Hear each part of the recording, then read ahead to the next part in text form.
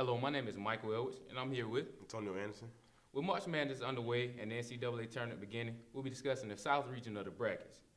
There are some high caliber teams and players in this year's region, including Virginia's guard, Kyle Guy, and Tennessee's forward, Grant Williams and Admiral Schofield.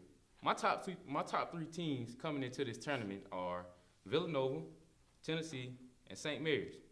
My Dark Horse team is St. Mary's.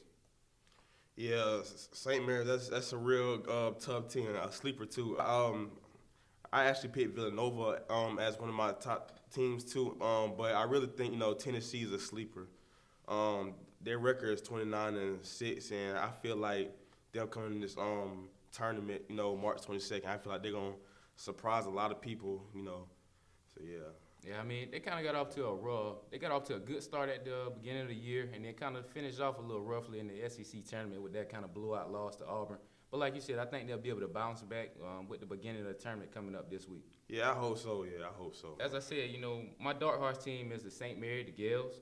The Gales finished the season ranked third in their conference, and they're in the conference with Gonzaga. So that's pretty considered a heavyweight. Considering they beat Duke. Everyone's talking about Duke this, Duke that. So I believe with St. Mary's actually getting the chance to face a higher caliber competition within their region and within their conference, I think that's going to prepare them as they prepare to face Villanova coming up in this week's tournament. Yeah, I like St. Mary, and a lot of people, they sleep on St. Mary because they're in the lower division than Duke and everybody else. But I feel like the way they've been playing the past few weeks, I feel like that they'll, turn some things around, and turn people's minds around, as the tournament starts and everything. Okay, and my thing with Virginia, I said, they're one of my top teams, considering they have Kyle Guy and a couple other guys. I think they got Braxton Key, who transferred from Alabama as well. Right. But they also lost Shayok, who transferred out to Iowa State.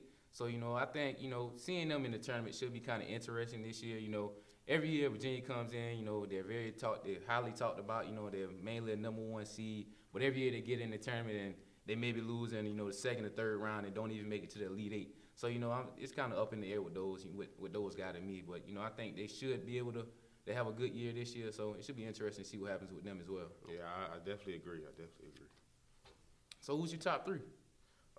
Tennessee, Villanova, and I got to say Virginia. Gotta say Virginia. Yeah, because even though, I feel like Virginia, that's a good team, but, as they suffered, a pretty tough loss to Florida State, the past week.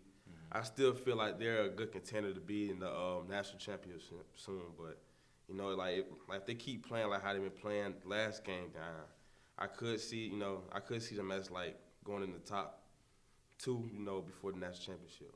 Okay. I really feel that. And I know you just said Villanova as well. Villanova also got off to a rough start at the beginning of the year, going into the Christmas tournaments and everything.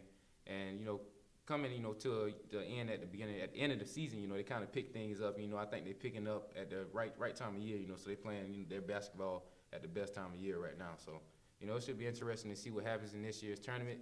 I want to thank you for joining me today.